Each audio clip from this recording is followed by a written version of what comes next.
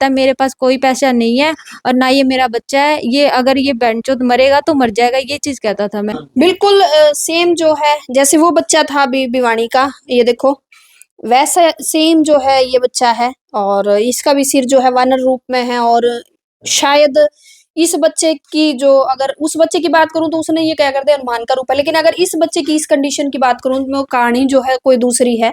कहानी जो है मैं आपने बता दूं, ये जो है इस बच्चे की माँ है सामने। और काफी वीडियो आप ऐसे भी देख दे रहे हो भी लव मैरिज के मैटर, जो एक बार जो है शादी होगी, लव मैरिज कर ली लेकिन बाद में पछतावे के सिवा और कुछ नहीं रहता। तो ऐसी ही एक इनकी स्टोरी है, बातचीत कर लिया कि कुछ स्टोरी है। नमस्कार जी। नमस्कार मैम। नाम तो शायद मेरे ख्याल में उचित नहीं है आपका बताना, या फिर आप कंफर्टेबल हो? मैम मेरा नाम सोनिका है, मैं हिसार से हूँ और जो है मेरी शादी हुई थी रवि सोनी के नाम से लड़के से। 2021 में शादी हुई थी मैम, जो कि मैं उसके बाद शादी होने के बाद मैं प्रेग्नेंट हो गई, जो कि ये और लड़ाई झगड़ा करता था घर में, इस वजह से करता था क्योंकि वो किसी लेडी से बात करता था फोन पे वीडियो कॉलिंग पे, और मैं उसके लिए उससे लड़ाई झगड़ा या कुछ कहती थी, वो कहता था मैं तो करूंगा लड़ाई झगड़ा, तू कौन होती है। आप कब मिले थे रवि से और कैसे, लव मैरिज थी आपकी? शादी से 6 महीने पहले मैम मिले शादी थे। से 6 महीने पहले? Yes ma'am. तो परिवार दोनों रजामंद थे नहीं थे? नहीं थे मैम, दोनों ही नहीं थे? दोनों ही नहीं थे मैम। अच्छा। हाँ जी मैम। तो हम एक दूसरे के फ्रेंड थे, एक दूसरे को जानने लग गए थे और फिर तब तक ये लड़का ठीक था, तब मैंने सोचा शादी कर लेती हूँ क्योंकि मैं घर से भी परेशान थी और मैं कुछ काम सीखना चाहती थी, जो कि मम्मी और पापा और मना करते थे। मैं मतलब तू शादी कर ले, और मैं इस घर में लड़कियों का रहना ज़्यादा इस तक ठीक नहीं है, और जो है कि ये झाड़ू पोछे का काम मैं करना नहीं चाहती थी। मैं सोचती थी मैं अपनी लाइफ़ सेटल करने के लिए कुछ काम सीख लेती थी, लेकिन मम्मी इस चीज़ के लिए एग्री नहीं थे। फिर भी मम्मी के अगेंस्ट होके मैं कुछ काम सीखना चाहती थी, तो मम्मी वहाँ पे जाके बेइज़्ज़ती कर देती थी कि इस लड़की को काम सिखाने की ज़रूरत नहीं है, मुझे वहाँ से हटा देते थे मैम।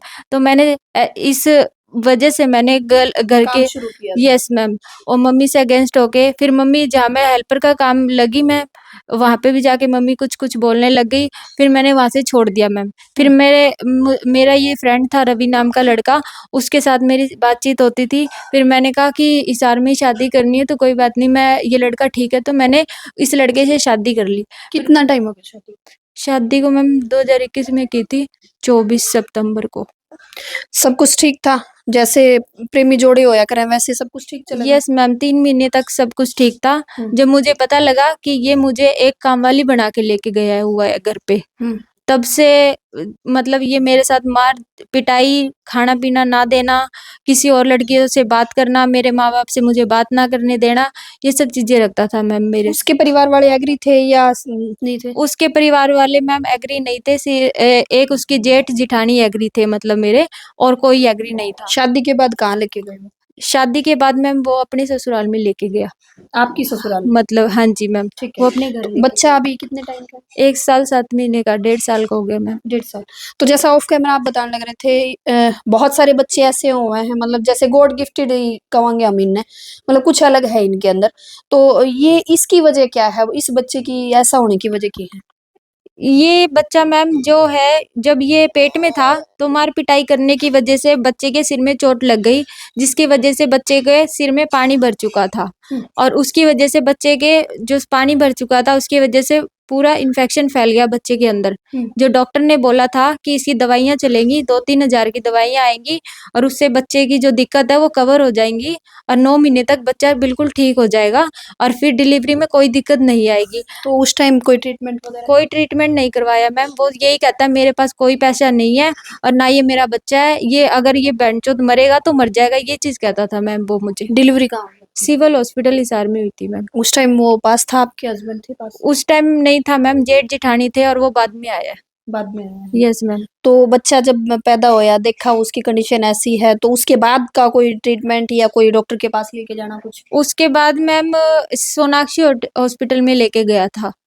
पैदा होने के बाद सोनाक्षी हॉस्पिटल में एडमिट करवाया था मैम 7 दिन के लिए, और जब ये क्या डॉक्टर मतलब उसको सारे घरवाले मतलब जो भी है सारे भड़काने लग गए ना कि बच्चे का सिर ऐसा है, बच्चा नहीं बचेगा, बच्चे को ऑक्सीजन की कमी थी, तो कहता है ये बच्चा बचेगा ही नहीं तो मैं क्यों पैसा लगाऊँ? तो डॉक्टर से आगे होके कहता है मुझे मेरा बच्चा दे दो और मैं नहीं इस बच्चे का इलाज करवाना मतलब चाहता। वो बीच में ही इलाज से के दौरान ही अपने बच्चे से लेके चले गए थे। यस मैम, डिस्चार्ज करवा लिया और कहता है कि जब ये बच्चा बचेगा ही नहीं तो मैं क्यों इस बच्चे पे पैसा लगाऊं। डॉक्टर ने यही बोला कि कोशिश करने में क्या जाता है, पैसा जो लगते हैं आपको लगाने पड़ेंगे, इस हालत में मैं बच्चे को नहीं दे सकता। फिर भी डॉक्टर से लड़ाई झगड़ा उल्टा सीधा बोलने लग गया। फिर डॉक्टर ने डिस्चार्ज की वो स्लिप बना दी। यस मैम, फिर डॉक्टर ने डिस्चार्ज कर दिया। इसके बच्चे के होने के कितने दिन बाद जो है, अभी तो आप अपने पियर रह रहे हो शायद यस मैम, पियर है अभी। मम्मी पापा के पास। Yes ma'am. तो कितने दिन बाद जो है आप तो निकाला था उन्होंने या आप खुद आए थे अपने घर से मैम ससुराल उसने से? निकाला था मुझे घर से। उस हमारी उस रात दिन को की रीजन थी। उस दिन मैम ये रात को 9 बजे डेली आ जाता था बच्चा होने के बाद। लेकिन ये है कि 11 बजे आया। मैंने कहा बच्चे के लिए ना ही दूध, ना मुझे कुछ खाना-पीना दिया है और मुझे चक्कर आ रहे हैं, तो फिर ना मेरे पास फ़ोन कि मैं फ़ोन कर सकूँ। इसने मेरा सिम भी तोड़ दिया था, फ़ोन भी तोड़ दिया था ताकि ये मुझे फ़ोन ना करे। और उसके बाद मैम बच्चे के लिए जो भी डायपर वगैरह, दूध वगैरह कुछ नहीं लेके आया। फिर मैंने इसको यही बोला कि अगर रहना है तुझे मेरे साथ ढंग से रह ले या फिर मैं अपने माँ-बाप के घर जाके रहूँगी और तू मुझे खर्चा देगा। कहता है मैं तुझे कोई खर्चा पानी नहीं दूँगा, तुझे जो करना है वो चीज़ कर ले। बच्चे के होने के कितने दिन बाद आए थे आप अ, अपने मम्मी पापा के पास? बच्चे के होने के 1 महीने का हो गया था मैम, तब आई थी। तब से आप मतलब यहीं रह रहे हो? यस मैम, मैं यहीं पे रह रही हूँ। रीज़न क्या लगा आपको? मतलब जो शख़्स आपसे पहले इतना प्यार करता था, आप कह रहे हो भी आपकी अच्छी दोस्ती थी, फिर प्यार होया, उसके बाद लव मैरिज भी कर ली, उसने भी अपने घरवालों के खिलाफ करी, आपने भी करी। उसके बाद ऐसा क्या बदल गया कि मतलब शादी के तुरंत बाद जो है आपके साथ मारपीट शुरू होगी या फिर आपने बताया कि बच्चा रखने को तैयार नहीं था या आपको देख के राज़ी नहीं था, वो वजह क्या रही? क्योंकि उसकी वो ना मैम उसका मन भर चुका था मेरे से।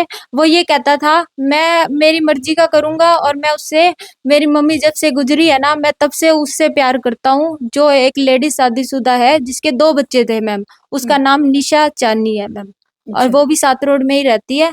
और फिर उससे बात-बूत करता था, मैं उसके लिए मना करती थी, तब भी मुझे मार-पिटाई करता था वो मुझे।